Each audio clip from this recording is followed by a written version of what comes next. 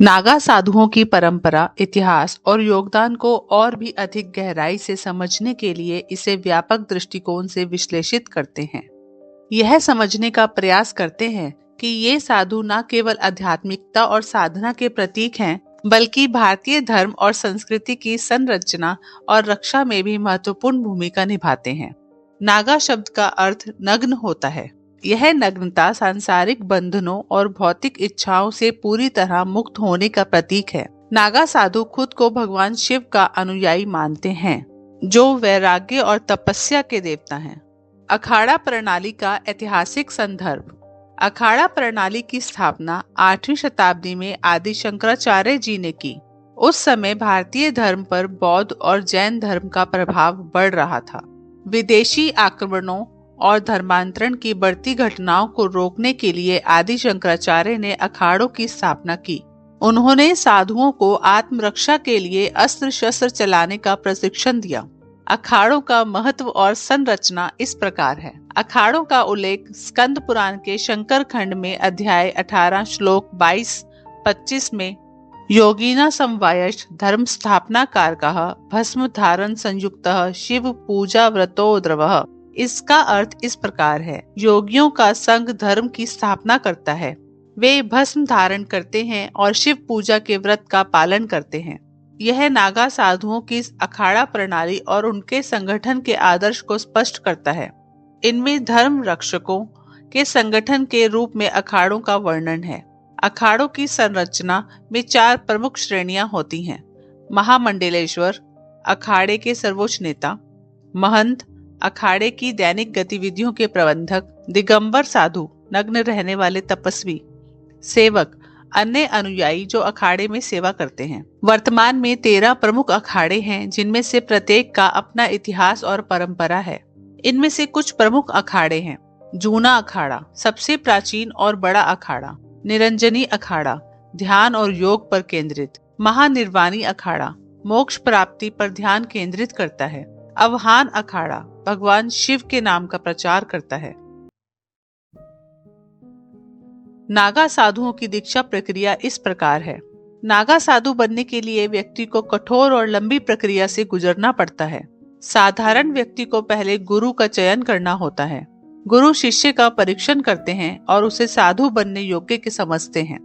दीक्षा से पहले साधु बनने वाले व्यक्ति को अपने परिवार, नाम और भौतिक सुख सुविधाओं का त्याग करना होता है। उसे पिंडदान, अपनी ही मृत्यु का प्रतीकात्मक अनुष्ठान करना होता है। शुद्धिकरण के लिए व्यक्ति को पवित्र नदियों में स्नान करना होता है। इसके बाद उसे नग्न अवस्था में दीक्षा दी जाती है।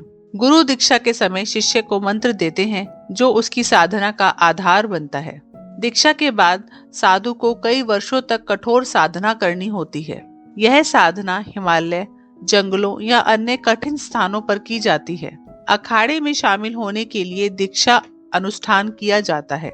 यह प्रक्रिया वैदिक रीतियों से संपन्न होती है।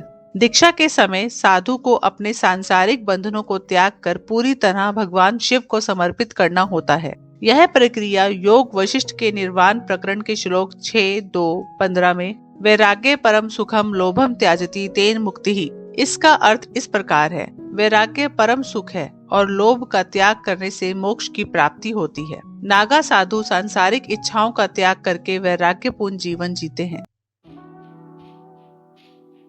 नागा साधुओं की जीवन शैली इस प्रकार है। नागा साधु अपने शरीर पर भस्म, अग्नि की राख लगाते हैं। यह भगवान शिव के प्रति उनकी भक्ति का प्रतीक है। भस्म शरीर को शुद्ध और सांसारिक प्रभावों से मुक्त करने का माध्यम है। नग्नता इस बात का प्रतीक है कि वे सांसारिक बंधनों और इच्छाओं से पूरी तरह मुक्त हैं। नागा साधु अपने जीवन का अधिकांश समय ध्यान, योग और तपस्या में बिताते हैं। उनके लिए योग केवल शारीरिक अभ्यास नहीं, बल्कि आत्मा की शुद्धि का साधन है। नागा साधु एक पवित्र अग्नि के पास बैठते हैं। धूनी तपस्या का केंद्र होती है और भगवान शिव की उपस्थिति का प्रतीक मानी जाती है। नागा साधु केवल भिक्षा पर निर्भर रहते हैं। वह संयमित भोजन करते हैं और किसी भी प्रकार की भौतिक संपत्ति को नहीं रखते। नागा साधुओं की ऐतिहासिक भूमिका इस प्रकार है।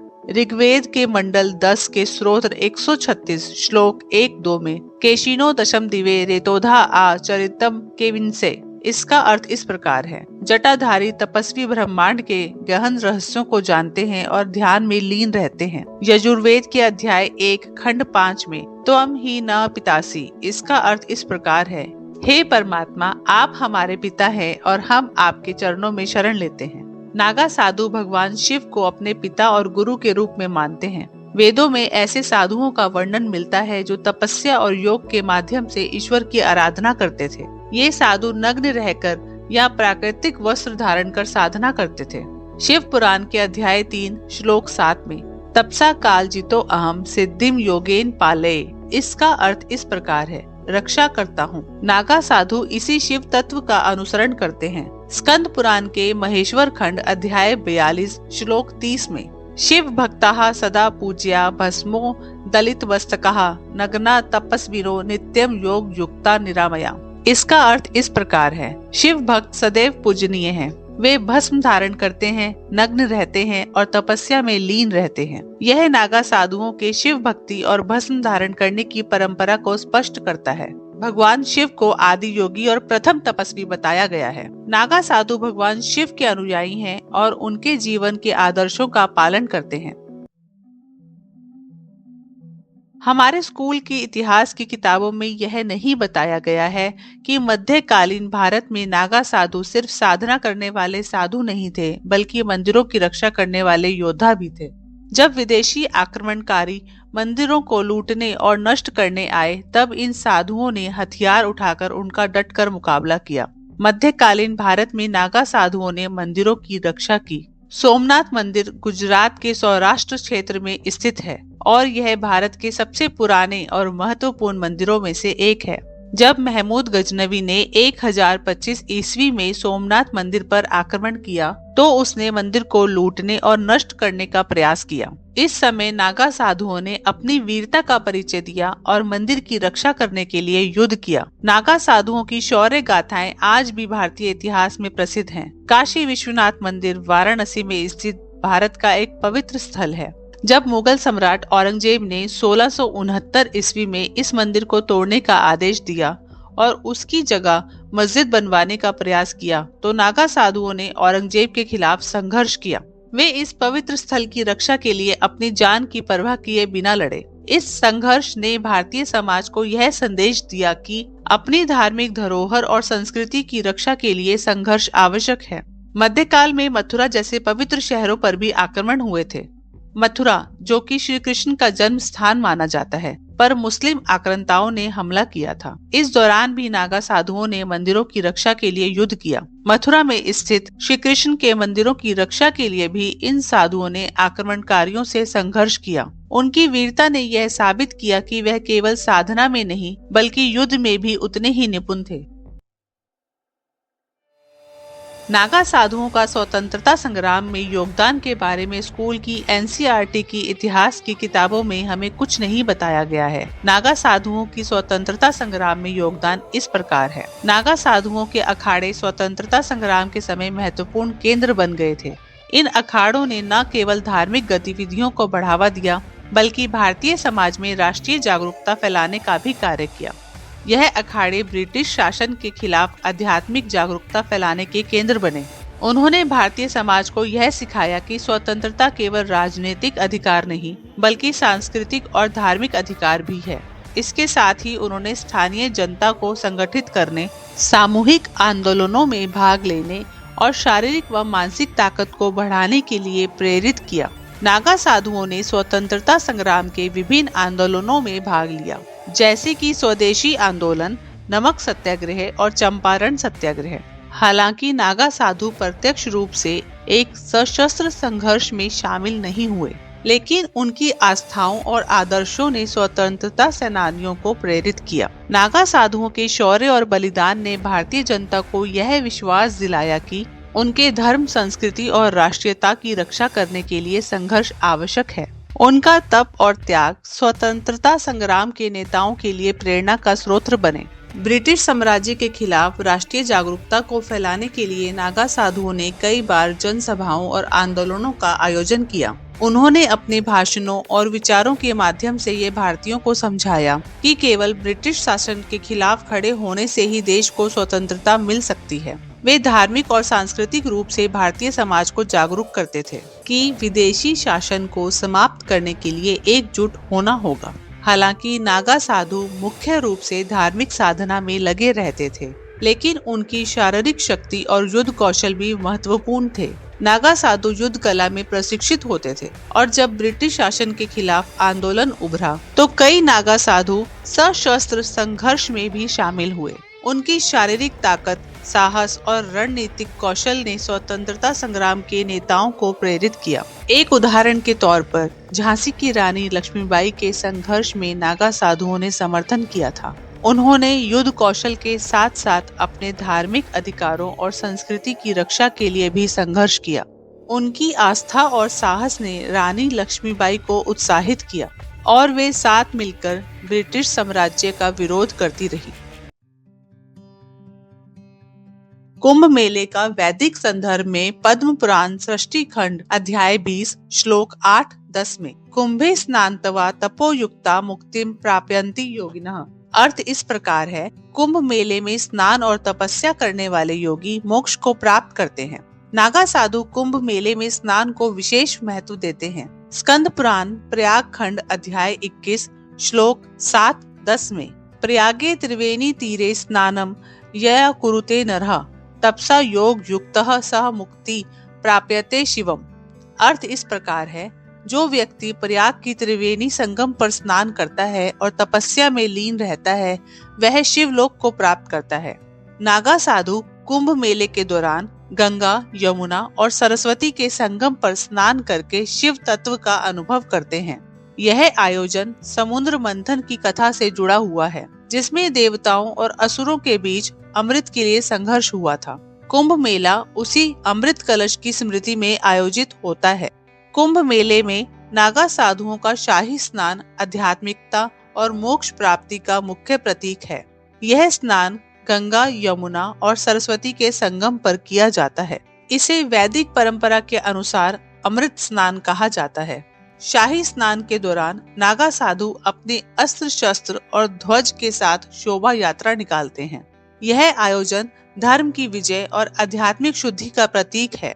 नागा साधु कुंभ मेले में धर्म और योग के महत्व का प्रचार करते हैं। वे आम लोगों को आत्म शुद्धि और मोक्ष की प्रक्रिया के बारे में शिक्षित करते हैं। कुंभ मेले में नागा साधुओं की उपस्थिति यह दर्शाती है कि भारतीय धर्म की गहरी जड़ें तपस्या और योग में हैं।